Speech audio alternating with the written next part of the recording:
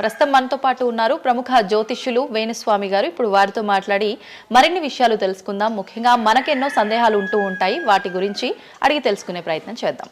నమస్కారం అండి. నమస్తే తల్లి. ఓం నమో వెంకటేశాయ. వెంకటాద్రి సంస్థానం బ్రహ్మాండే నాసికించిన వెంకటేశ సమోదేవో నా భూతో నా భవిష్యతి. ఇప్పటి వరకు కూడా రకరకాల విపత్తులు అయితే మనం చూసాం. గత ఉగాది మన కొత్త సంవత్సరం నుంచి కూడా ఇప్పటి వరకు చాలా విపత్తులు చూసినాం. అంటే పంచభూతాల్లో ఒక్కొక్కటి ఒక్కొక్క ప్రళయంగా, అగ్ని ద్వారా కావచ్చు, గాలి ద్వారా కావచ్చు, రకరకాలుగా. ఇప్పుడు ఈ గ్రహాల మార్పుల వల్ల ఏవో రాబోతున్నాయని, మొన్న రీసెంట్గా బ్రహ్మంగారి ఇల్లు కూలింది అని, అంటే ఎక్కడ ఏ మూలన ఏం జరిగినా కూడా దాన్ని ప్రతి ఒక్కదానికి లింక్ చేసి దానివల్ల ఏదో దుష్ప్రభావాలు రాబోతున్నాయి, దీనివల్ల ఇబ్బందులు పడబోతున్నారని చెప్పి చెప్తున్నారు. మరి ఈ 2026 మనమైతే ఉగాది నుంచి చూసుకుంటాం, కానీ ఆంగ్ల నూతన సంవత్సరం రాబోతోంది. దీని ద్వారా మనకు ఉగాది వరకు ఈ మధ్య కాలంలో ఎలా ఉండబోతోంది, గ్రహాలు రాశుల పరంగా చూసుకుంటే, పంచభూతాల పరంగా చూసుకుంటే, తర్వాత మనకి ఈ సంవత్సరం మారిన తర్వాత ఎలా ఉండబోతోంది. సో రాబోతున్నటువంటి సంవత్సరం పేరు కూడా చాలా చాలా చాలా కాంట్రవర్షియల్ నేమ్, పరాభవనామ సంవత్సరము. పరాభవము అంటే ఓటమి, అవమానముతో కూడిన ఓటమి అని అర్థం. పరాభవము దుర్యోధనుడికి మయసభలో జరిగినది పరాభవము. సో అలాంటి పరాభవము ఎవరికి జరుగుతుంది అంటే, ఎవరి జాతకంలోనైతే ఏలినాటి శని ఉందో, 6వ స్థానంలో శని ఉన్నాడో, 8వ స్థానంలో శని ఉన్నాడో, 12వ స్థానంలో గురువు ఉన్నాడో, వాళ్లకు ఈ సంవత్సరం సంచలనాలు ఉండబోతా ఉన్నాయి. అది మేషరాశి కావచ్చు, మీనరాశి కావచ్చు, సింహరాశి కావచ్చు. సో ఇలాంటి వారికి ఈ సంవత్సరం పెను సంచలనాలు ఉండేటువంటి అవకాశాలు ప్రస్ఫుటంగా కనిపిస్తా ఉన్నాయి. సో ఇది ఓవరాల్ గా సంవత్సర ఫలితము. ఇక 12 రాశులకు సంబంధించి ముందుగా మేషరాశి కనుక తీసుకున్నట్లయితే, మేషరాశికి ఈ సంవత్సరము ఏలినాటి శని నడుస్తూ ఉంది. సో ఏలినాటి శని ఒక పక్క గురువు బాగాలేడు, ఒక పక్క రాహు బాగాలేడు, ఒక పక్క కేతు బాగాలేడు. సో ఇలాంటి సందర్భంలో పెను సంచలనాలకు కారణభూతమయ్యేటువంటి అవకాశం ఉంది. సో విద్యార్థులకు ఉత్తీర్ణత శాతం తగ్గుతుంది, కోరుకున్న ప్లేస్మెంట్స్ రావు, వీసా రిజెక్ట్ అయ్యే అవకాశం ఉంది. ఉద్యోగస్తులకు పై అధికారుల వల్ల సమస్యలు ఉంటాయి, ప్రమోషన్లు ఆగిపోతాయి. సో బదిలీలు చాలా దూరంగా బదిలీలు అయ్యే అవకాశం కనిపిస్తూ ఉంది. రాజకీయ నాయకులకు ఫెయిల్యూర్స్ కనిపిస్తూ ఉన్నాయి, ఉన్న పదవులు కోల్పోయే అవకాశం కనిపిస్తుంది, ఎన్నికలలో ఓటమి కనిపిస్తూ ఉంది. రైతులకు మొదటి పంట కంటే రెండవ పంట బాగుండే అవకాశం ఉంది. కళాకారులకు, క్రీడాకారులకు అవకాశాలు తగ్గిపోయి ఆదాయం తగ్గిపోయే అవకాశం ఉంది. స్త్రీలకు సంబంధించి భర్తల మధ్యన గొడవలు అయ్యే అవకాశం ఉంది. అలాగే వ్యాపారస్తులకు, బ్యూరోక్రాట్లకు ఈ సంవత్సరం ఏసీబీ, సిబిఐ, సిఐడి లాంటి కేసులు లేదా ఈడీ కేసులు కనిపిస్తూ ఉన్నాయి. ఈ సంవత్సరం ఓవరాల్గా మేషరాశి వాళ్ళని తీసుకుంటే న్యాయపరమైన ఇబ్బందులు, ఆర్థికపరమైన ఇబ్బందులు, ఆరోగ్యపరమైన ఇబ్బందులు, తండ్రికి సంబంధించిన అపమృత్యు గండము, అలాగే న్యాయపరమైన చిక్కులు, వాహన ప్రమాదాలు, భార్యాభర్తల మధ్యన గొడవలు, ఇవన్నీ మేషరాశి వారికి కనిపిస్తూ ఉన్నాయి. మరి ఏం చేసుకోవాలా అంటే, తిరునల్లా శనీశ్వర ఆలయంలో ప్రత్యేకమైన శని పూజ నిర్వహించుకోవడంతో పాటు నలుపు రంగు దుస్తులకు దూరంగా ఉండడము, నలుపు చెప్పులు, నలుపు వాహనాలకు దూరంగా ఉండడము, లెదర్ వస్తువులకు దూరంగా ఉండడము, నలుపు లెదర్ వస్తువులకు దూరంగా ఉండడం వల్ల సమస్యల నుండి గట్టెక్కుతారు. ఏడాదంతా వీటికి దూరంగా ఉండాలి.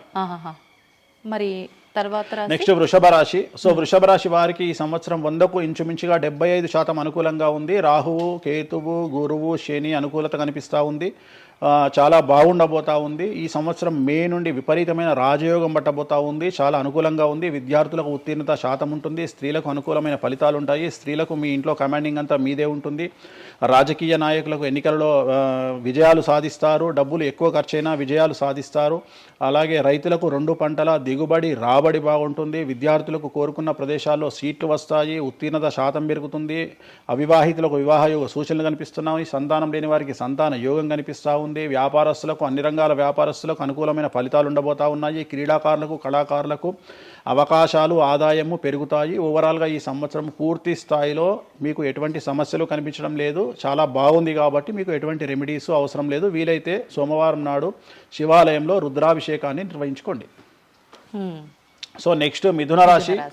ఈ సంవత్సరం ఏదైనా రాశి 100కు 110% అనుకూలంగా ఉంది అంటే మిథున రాశి. సో గురువు, రాహువు, కేతువు అన్ని గ్రహాలు అనుకూలంగా ఉన్నాయి. పట్టిందల్లా బంగారంగా ఉంటుంది. గురువు అతిచారం వల్ల మీ జాతకం చాలా బాగుండబోతా ఉంది. గత 10 సంవత్సరాల నుండి మీరు పడుతున్నటువంటి కష్టాలన్నీ తొలగిపోయే అవకాశాలు కనిపిస్తూ ఉన్నాయి.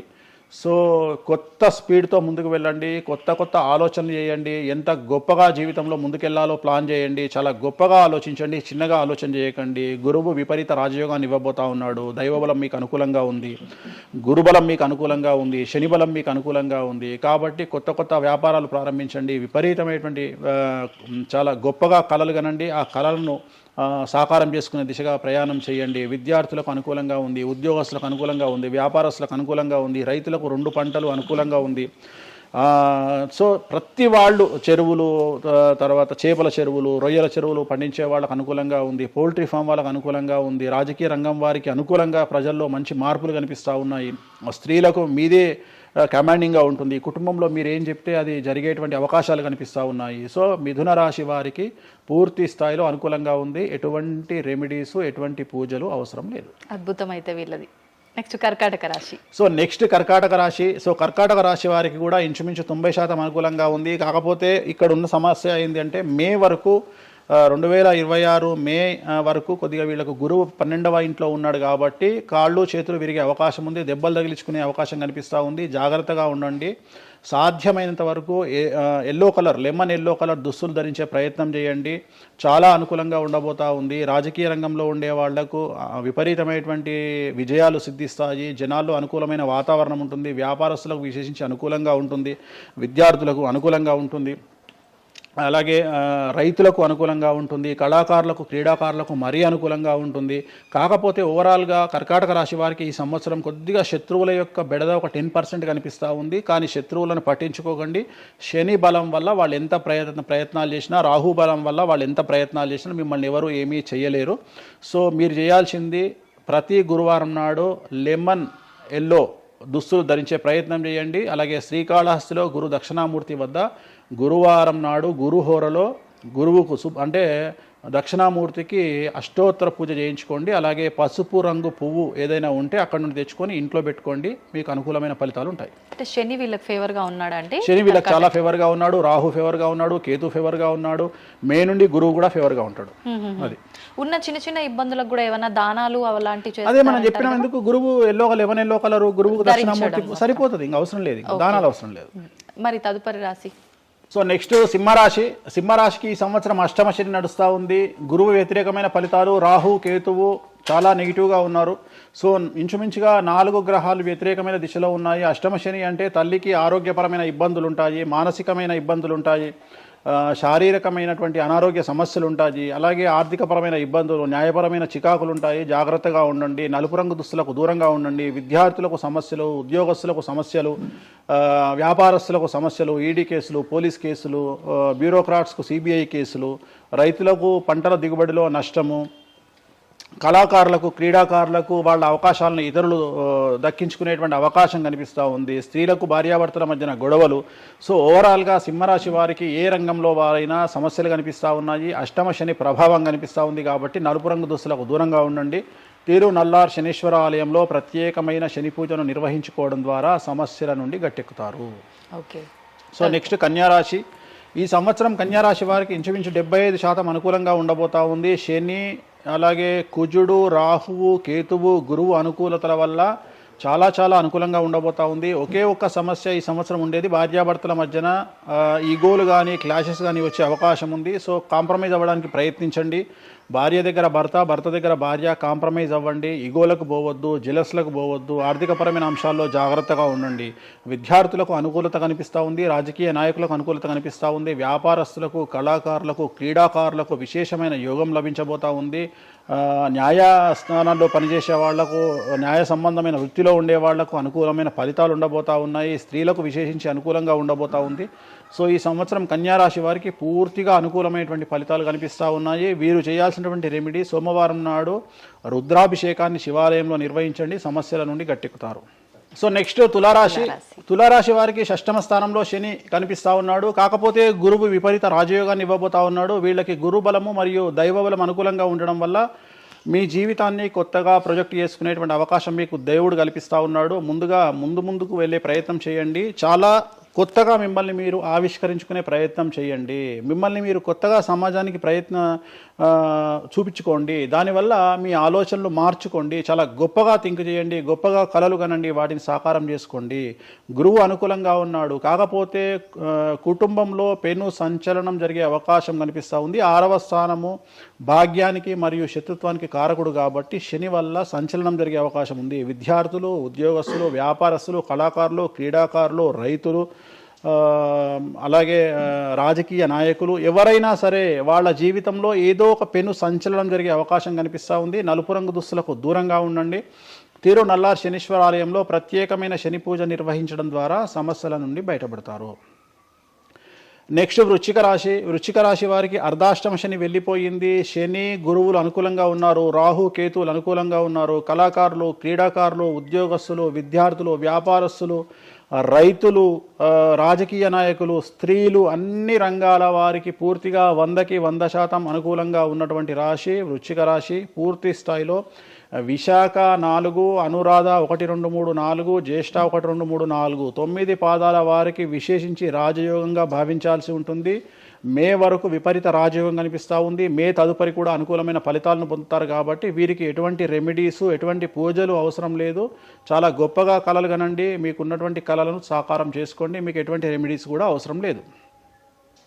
నెక్స్ట్ ధనుసు రాశి వారికి అర్ధాష్టమ శని నడుస్తూ ఉంది. అర్ధాష్టమ శని అనేటువంటిది డబ్బులను అధికంగా ఇచ్చి ఆ డబ్బుల ద్వారా సమస్యలు తెచ్చేటువంటి ఒక పరిస్థితి. అంటే డబ్బులు లేకపోతేనే సమస్యలు అంటారా? డబ్బులు ఉంటే కూడా సమస్యలు. డబ్బులు ఉన్నప్పుడు వాటిని మనం ఖర్చు చేసే విధానంలో సమస్యలు, వాటిని మనం ఎలా సమాజంలో ఖర్చు పెట్టబోతున్నామనే సమస్యలు ఏర్పడేటువంటి అవకాశం ఉంది. కాబట్టి మీరు ఇన్వెస్ట్మెంట్ చేయడంలో కానీ, అప్పులు ఇవ్వడంలో కానీ, ఎవరికైనా అప్పులు ఇవ్వడంలో కానీ, చిట్టీలు వేయడంలో కానీ, సహాయం చేయబోయేటప్పుడు కానీ జాగ్రత్తలు తీసుకోండి. ఎటువంటి పరిస్థితుల్లోనూ డబ్బులు ఎవరికి ఇవ్వవద్దు.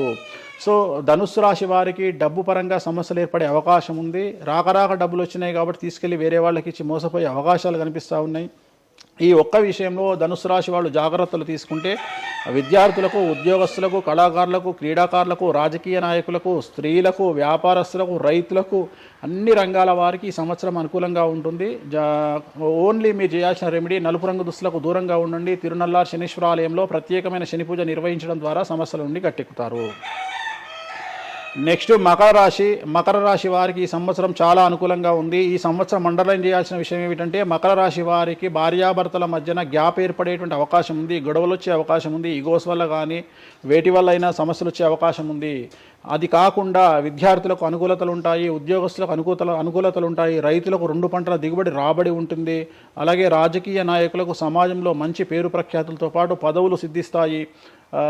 రైతులకు 2 పంటల దిగుబడి రాబడి ఉంటుంది. వ్యాపారస్తులకు రూపాయికి 100 రూపాయల లాభం ఉంటుంది. స్త్రీలకు కోరుకున్నటువంటి ఫలితాలు ఉంటాయి. అన్ని రంగాల వారికి అనుకూలమైన ఫలితాలు మకర రాశి వారికి ఉండబోతా ఉన్నాయి.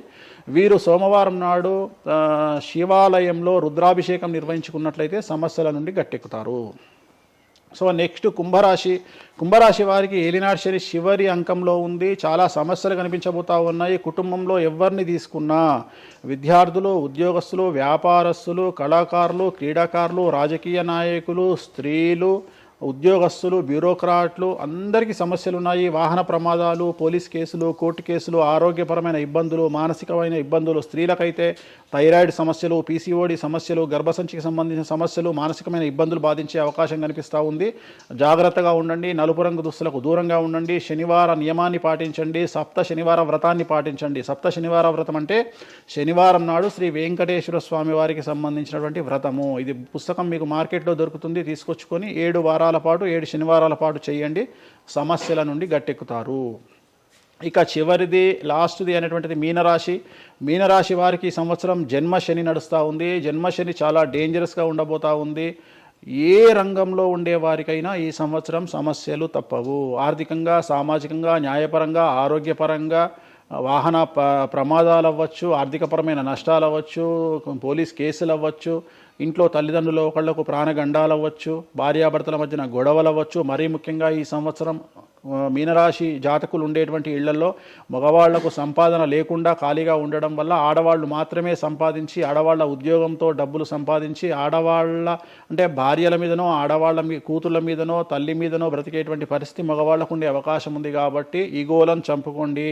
సో ఆడవారి మీద బ్రతకడానికి సిద్ధపడండి, కష్టపడండి, మానసికంగా సంసిద్ధులుగా ఉండండి. అంటే అలాంటి ఒక కండిషన్ ఈ సంవత్సరం ఉండబోతా ఉంది. ఈ ఒక్క సంవత్సరాన్ని కనుక మీరు దాటగలిగితే మీ జీవితంలో మంచి మంచి మంచి పొజిషన్లకు వెళ్తారు.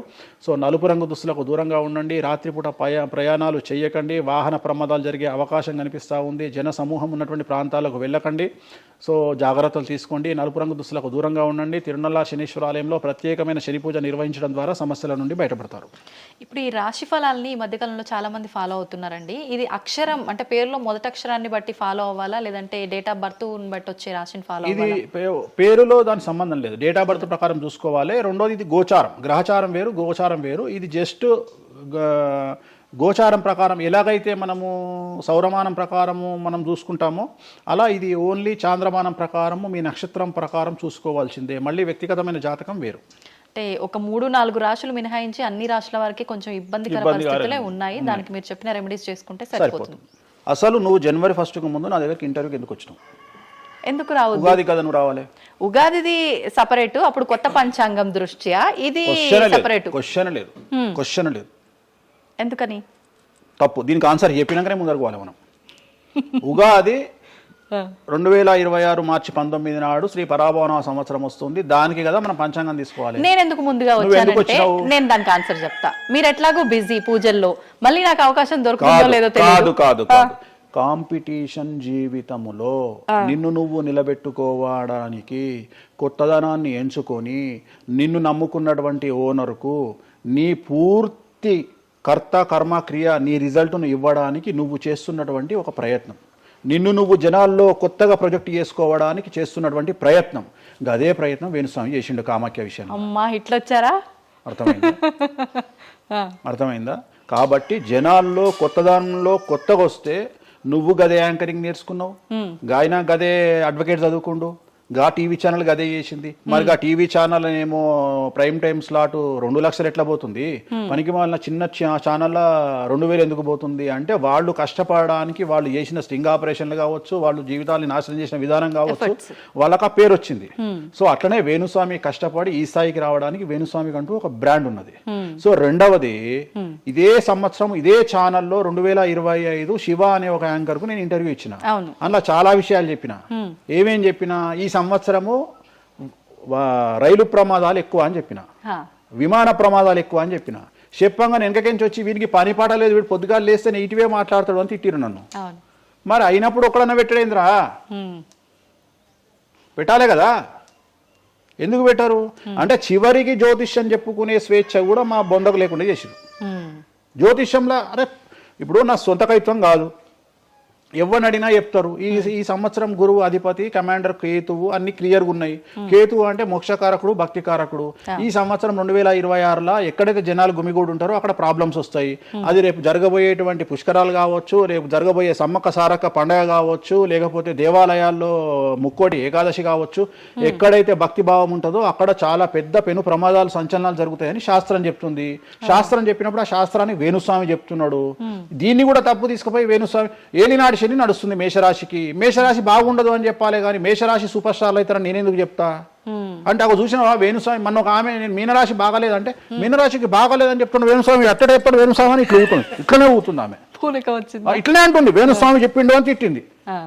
నువ్వు నమ్మవమ్మా, ఆమె అమెరికా నుండి పంచుప్రభాకర్ అని ఒక ఆయన ఉంటాడు, ఆయన తిట్టిండమ్మా ఆ బూతులు భగవంతా, నేనైతే తెల్లారి చచ్చిపోతుండే. అంటే వాళ్ళిద్దరికి ఫైటింగ్ జరిగి గదే మీనరాశి అని చెప్తున్నాను నేను. ఆమె మీనరాశి అంట, గదే మీనరాశి అంటున్నాను. అంటే నేను చెప్పేది అదే. నేను చెప్పేది ఫస్ట్ శనీశ్వరుడు కాదు, శనేశ్వరుడు. శనీశ్వరుడు అని ఎందుకు వచ్చింది అంటే, ఒకరోజు శని శంకరుడు ఇద్దరు కలిసినప్పుడు శంకరుడు శనిని అడుగుతాడు, ఏందా నేను చూస్తే పెద్ద అందరు భయపడుతున్నారు, చాలా పెద్ద పెద్ద వాళ్ళు భయపడుతున్నారు, నువ్వు తోపు తురుమట కదా అంటాడు. అంటే నేను తోపు తురుమా కాదా, రేపు చెప్తా నీ సంగతి అంటాడు. ఎవరు శని ఈశ్వరుని అంటాడు. అంటే ఏంది అంటే, రేపు నీ టైం వచ్చింది నీ సంగతి ఏందో చెప్తా అంటాడు. అంటే తెల్లవారి పొద్దున సూర్యోదయానికి శంకరుడు పోయి ఒక చెట్టు తొర్రలో దాచుకొని సాయంత్రం సూర్యాస్తమయం వరకు చెట్టు తొర్రలోనే ఉంటాడు, ఉండి బయటకు వస్తాడు. బయటకు వచ్చిన తర్వాత శని ఎదురుపడితే నన్నేమో చేస్తా అన్నావు కదా, ఏం చేసినావు అంటాడు. అంటే నువ్వు లయకారకుడివి, ప్రపంచాన్ని శాసిస్తావు, ముల్లోకాలను శాసిస్తావు, అట్లాంటి నిన్ను తీసుకుపోయి సూర్యోదయం నుండి సూర్యాస్తమయం దానిక చెట్టు త్వరలో దాచిపెట్టిన, ఇంతకంటే నేను చేసేదే ఉంది అంటాడు. ఆట మొదలు పెట్టేశాడు అక్కడ ఆల్రెడీ. అప్పటి నుండి ఆయనకు శనీశ్వరుడు అని పేరు వచ్చింది. Okay okay. సో ఇది జరిగింది శంకరుడికి కూడా జరిగింది, రాముడికి కూడా జరిగింది. సో ఏలినాటి శని పీరియడ్లో, షష్టమ శని పీరియడ్లో బాధలు పడేటువంటి పరిస్థితి ప్రతి ఒక్కళ్లకు ఉంటుంది. రెండవసారి ఏలినాటి శనిలో మరీ దరిద్రంగా ఉంటుంది. కలియుగంలో దాని తీవ్రత చాలా ఎక్కువగా ఉంటుంది. కలియుగంలో ఫిజికల్ కంటే మానసికమైన దెబ్బలు చాలా ఎక్కువగా ఉంటాయి. జనాలు కొట్టే దెబ్బలు చాలా ఎక్కువగా ఉంటాయి. నరఘోష వల్ల తినే దెబ్బలు చాలా ఎక్కువగా ఉంటాయి. కలియుగ దైవమైనటువంటి వెంకటేశ్వర స్వామి వారికే ఎన్నో రకాల పూజలు చేసి దిష్టి తీయడానికి ప్రయత్నం చేస్తున్న సందర్భంలో ఆఫ్టర్ ఆల్ మానవుల మనమెంత.